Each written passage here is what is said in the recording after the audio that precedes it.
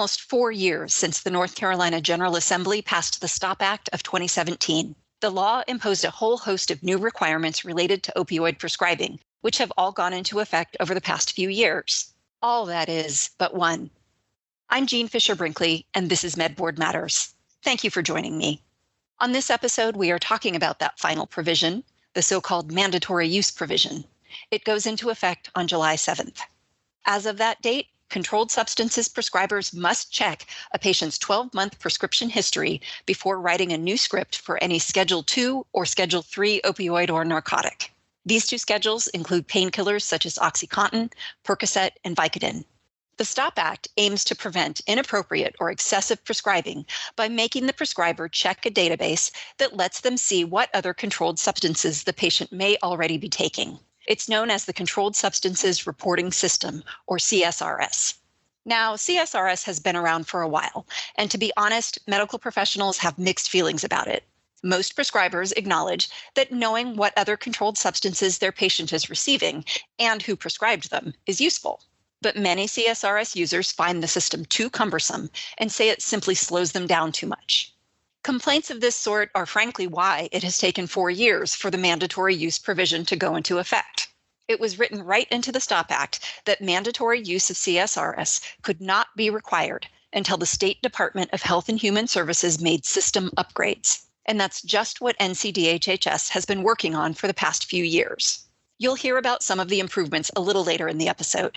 But first, a little CSRS 101 for those of you who may need a refresher.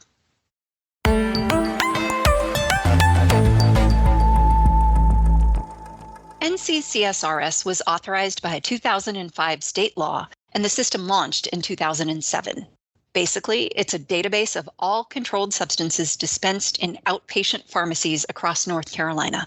When a pharmacy dispenses a prescription to a patient, the pharmacy sends the patient's name, the drug received, the dose and quantity of pills, and the name of the prescriber to CSRS.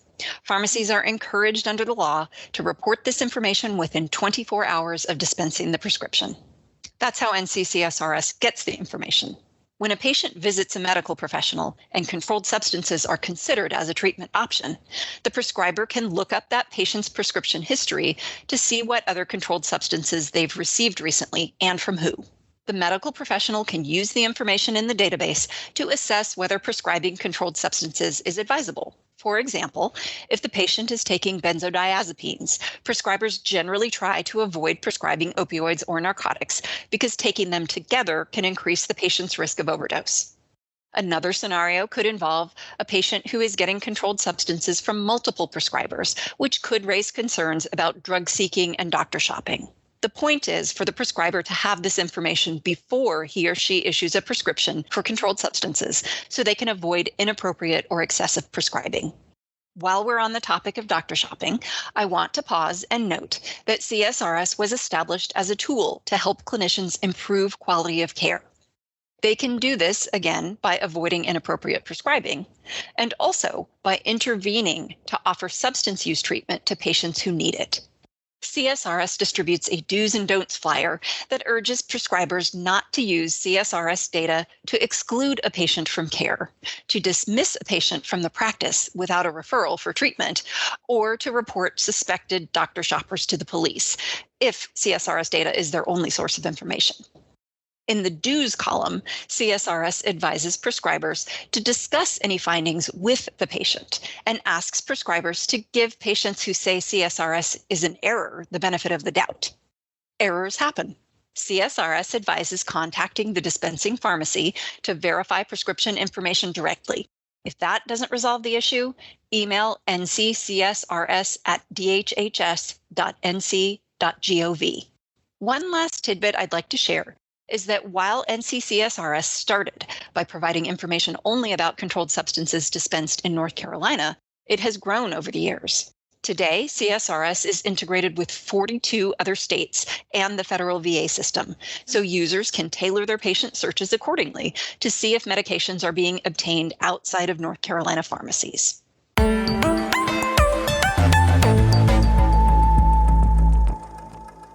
I recently had the opportunity to speak with Stephanie Johnson with the North Carolina Controlled Substances Reporting System.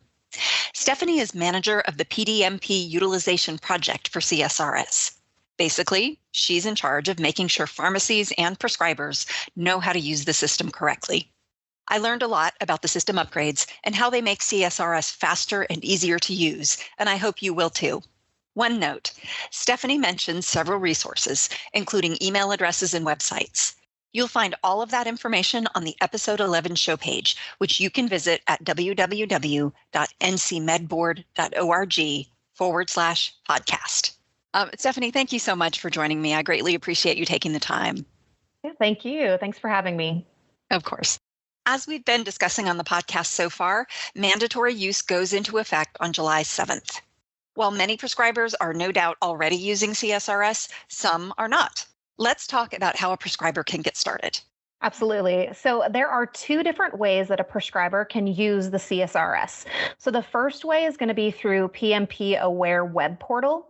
And then the second way is going to be through the electronic health record integration. So the state has made it really easy to register and is currently covering the cost of integration for the electronic health record systems via the CSRS gateway. Okay, so it's a wonderful incentive that they have that will make the prescriber's life easier, for sure. We could talk about that here in a second on how that works and really about that speed. So if your practice is not yet integrated, there are a few steps to get the ball rolling. So first, there needs to be the administrative decision maker filling out what we call the integration request form.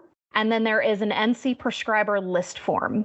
From there, there is also a licensee questionnaire and then just a terms and conditions form. So in total, there are just going to be 4 documents that need to be completed to begin the process of integration. So we also have provided those links. I believe you said that you were going to be able to share them. So that's going to be perfect. So that's going to be a fantastic way, quick and easy click links, right? So that's always helpful. Okay. And then some information on kind of how we will be able to assist you during that integration process. How to set it up in general, and then further using it as a clinical tool. Okay. Now, can you just pause? And I have to admit, I hadn't really thought about the EHR integration piece. So can you, who is that for? As I think about this issue, I think mostly about an individual prescriber registering for access and then using the system. So are there different pathways for people to use? Great question. Yes. Okay. Yes. So you can log in individually through the PMP Aware web portal and then perform those searches. You can absolutely do that. It is more cumbersome and it does take a longer amount of time. Okay. So if the hospital systems or the practice has their EHR integrated through our gateway, then it is a lot quicker, a lot easier to access. And then, it's a wonderful tool to make it as seamless as possible. Wonderful. Okay. So that would definitely be something, if hopefully if you practice in a hospital-based setting, hospitals are communicating with their prescribers about this, but it sounds like, anyone with EHR could qualify for this integration, and participate that way. Is that right? Essentially, yes. So we are working with a company called Apris, and they have done a fantastic job at integrating many hospital systems and larger EHRs. And just to see if your EHR is currently compatible, then we can get that process going to check. Now, the other way around that, I can speak on a bit more, and that is if your EHR is not currently accessible by the system, then you can actually use the North Carolina Health Connex, so the state HIE. That is also a possibility. Okay, great.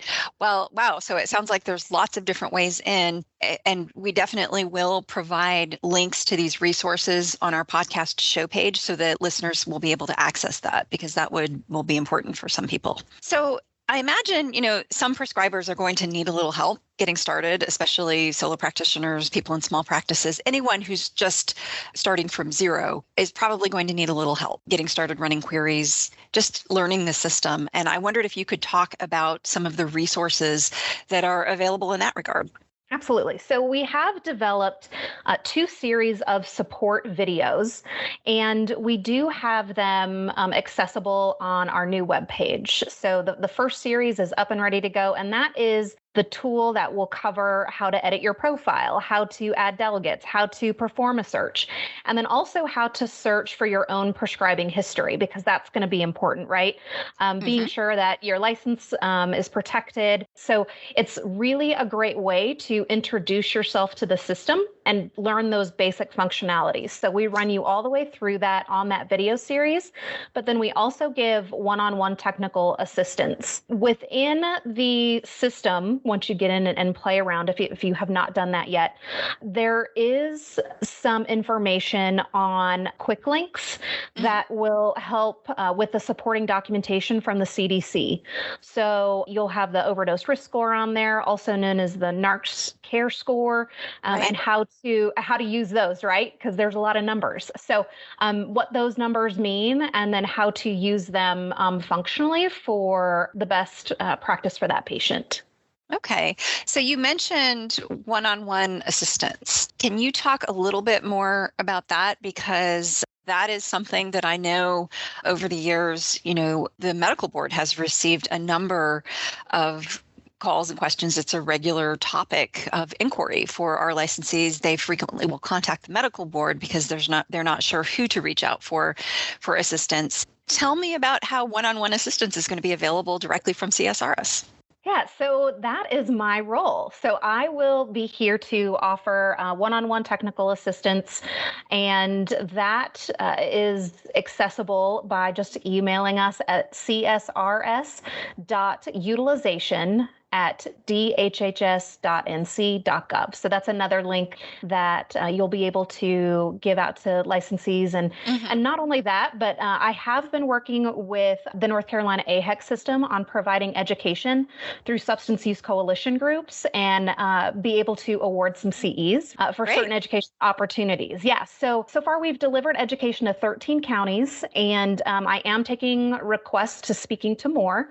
So if prescribers are members of a coalition, or if they want to get their local health departments or health systems involved, please just send me an email and we will get that going for you, and hopefully be able to get you some credits as well, because that's always nice. Yeah. Great. So if you're a prescriber in the listening audience, how would you find out about those opportunities that you just mentioned?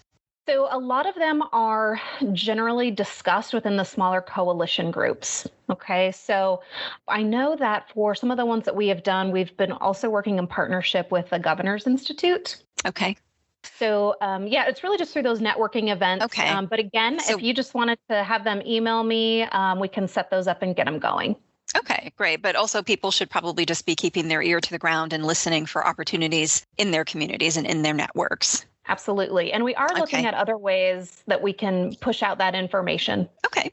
Now, can you give some examples of the types of challenges or problems that might warrant someone contacting you and asking for one-on-one technical assistance? I don't know actually how many controlled substance prescribers we have, but I know that the North Carolina Medical Board licenses more than 50,000 physicians and PAs. You're one person. I imagine you don't want everybody emailing you. So could you give a little guidance about the types of issues that are sort of most appropriate for one-on-one assistance? So the majority of the questions for technical assistance that I have received thus far really just involves the system. So having errors come up when they're trying to navigate through the CSRS, things like that, we're definitely here to help on that. Okay. Yeah, and it's something too where, more recently we've had some requests on integration and really how it is important throughout all of the ways that we can reach the systems. So it's interesting because as of our last count, the PDMP is integrated with actually 42 other states, as well as the VA and other federal health systems. And that can bring in some differences, right? So we have had some questions about those type of searches. With the country's population being more transient than in the past, Right. this level of reach has been extraordinary for the continuity of patient prescription case management. But that also applies to search history. So if you're having questions on searching, if you're having questions on delegate searching, then that is what that technical assistance for one-on-one can be for. Stephanie, you mentioned early on the difference between a practice that's integrated and a practice that's not integrated. I wonder if you could talk a little bit more about that, just so that our listeners understand what group they're in and what the implications are. Yeah, I can definitely do that. And I think what is most important to take away from this question is that being integrated into the system has its advantages. So first and foremost, the biggest advantage of being integrated in with the system through the gateway is that the latest study for patient search time for those that are integrated is only 3 seconds versus a non-integrated search time that would take around 4 minutes. So Wow. yes, that's a huge difference. And that plays a part into delegates, right? So 4 minutes is a long time, especially, if you're in a tight time frame for that one-on-one with the patient. So the other good thing about being integrated into the system is that you don't need delegates to perform the searches for you. So not only is it faster, but you don't need to have someone else perform the search via the web portal and then be able to attach it to a note. So it just saves even more time, not only for the prescriber, but then for the office as a whole, so that you can focus more on direct patient care. So again, integrating into the CSRS search with your electronic health record system completely eliminates the need for delegates to search on your behalf. So integrating automatically requests the search and delivers the link to the report straight into the patient's record. Wow, that's great. Now, I feel compelled, though, to sort of pause and talk about delegates because, as I mentioned, the medical board, this is a requirement that has been known to our licensees for going on 4 years now since the STOP Act was passed. So the medical board has been encouraging its licensees to go ahead and register and learn the system so that they would be ready. And one of the techniques or strategies that we've been recommending in order to manage the workflow of this is we've been telling people, don't forget about delegate accounts. So we've actually been encouraging people to use delegates, but it sounds like with the system upgrades, integration is actually the better option. Is that right? Yeah, that's a great point. So Okay. let me talk a little bit about the history of delegates and where they still would be important. Okay, great. So the CSRS began allowing delegate accounts in 2014, where an already approved user could delegate the task of running queries to someone else in the office, right? So that's typically going to be the RNs, medical assistants, things of that nature. They are labeled in the system as non-licensed. So that's also important to note when you're looking at the supervision aspect. But delegates must register through the CSRS website, and they must be assigned to a specific prescriber. Mhm. So they need to have their own individual username and password. And definitely, there is never a scenario where a prescriber would share their username or password for a delegate. Right. Yeah, so it was my understanding that there were some concerns with that. But as of right now, those delegates can use the web portal to do patient searches and then attach them to the notes. So if a practice or a prescriber is not integrated into the system, where it is done automatically, like I just discussed, then yes, the delegates would still need to go in and enter it in through the web portal because they don't have that immediate access to the EHRs. So in those instances, if you are not integrated into the system, then yeah, definitely using delegates to enter in that information will cut down drastically on the speed that you're able to deliver on that one-on-one patient interaction. Okay. You almost need a decision tree, to sort of be like, is this your situation? If this, then that. Right.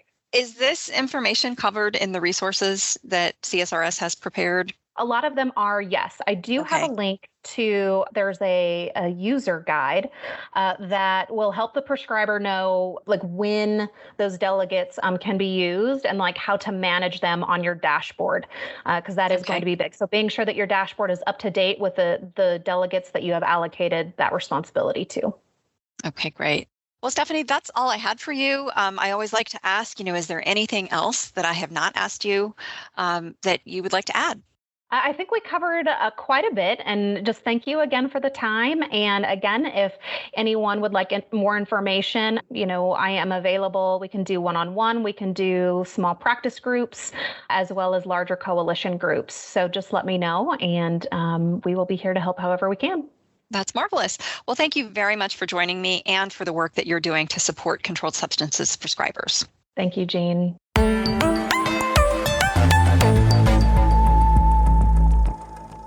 Again, you can find links to the resources Stephanie just mentioned on the podcast show page by visiting www.ncmedboard.org/podcast. Another useful resource is the North Carolina Medical Board's CSRS page, which you can find at www.ncmedboard.org/NC CSRS. We'll go ahead and link to it from the show page as well.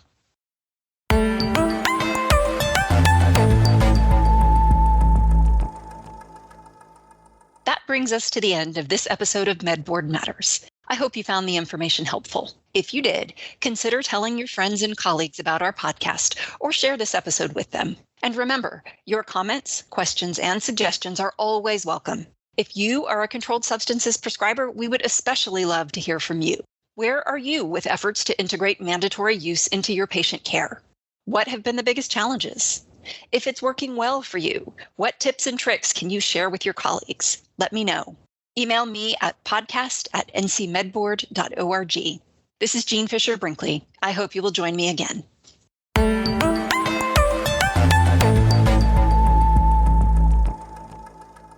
This podcast is produced by the North Carolina Medical Board. The North Carolina Medical Board exists for the benefit and protection of the people of North Carolina